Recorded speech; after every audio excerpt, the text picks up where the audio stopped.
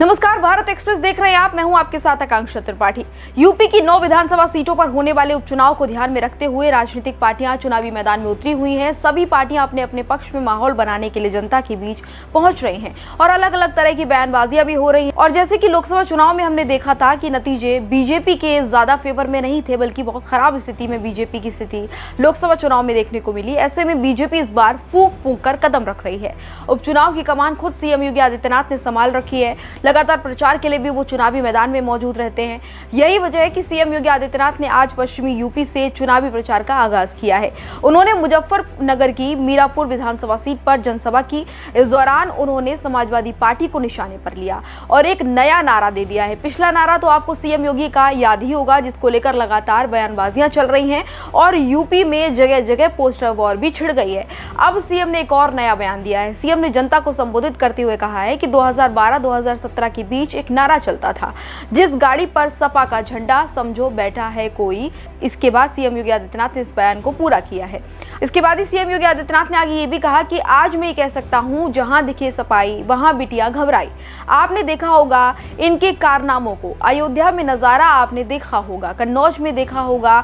ये नया ब्रांड है समाजवादी पार्टी का। इनको लोकलाज नहीं है। सपा के सोशल मीडिया हैंडल देखो, देखिए किस तरह से छोटी सोच और घटिया मानसिकता दिखती है। ये सीएम योगी आदित्यनाथ ने अपनी जनसभा के दौरान सपा पर निशाना साधते हुए कहा।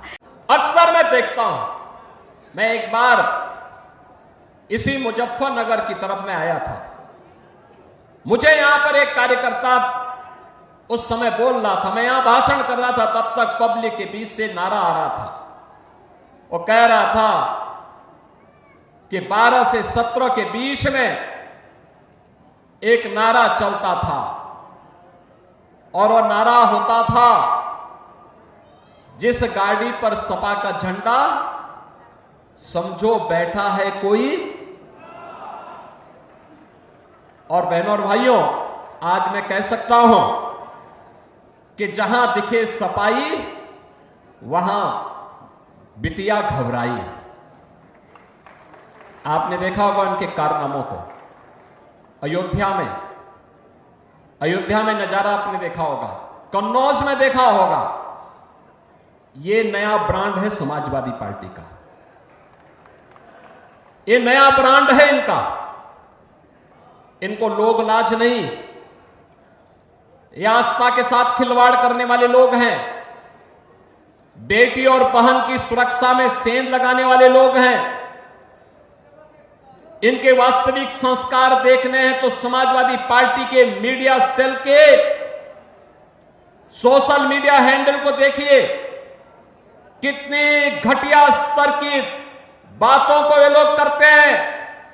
ये समाजवादी पार्टी के वास्तविक चरित्र को दिखाता है। इसके साथ ही सीएम योगी आदित्यनाथ ने आगे ये भी कहा कि सपा और कांग्रेस को कश्मीर विधानसभा की घटना पर बोलना चाहिए।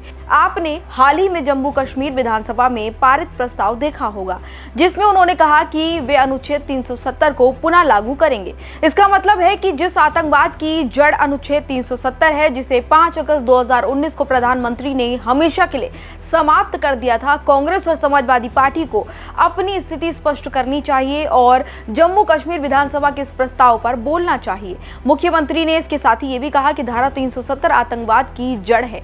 जम्मू कश्मीर की इन संस्थाओं पर इन सब के मुंह क्यों बंद हैं। और इसके साथ ही उन्होंने फिलिस्तीन और पाकिस्तान पर आंसू बहाने को लेकर भी निशाना साधा। उन्होंने कहा कि फिलिस्तीन और पाकिस्तान पर आंसू बहाने वाले अब चुप क्यों हैं। सपा कांग्रेस झूठ बोलते हैं।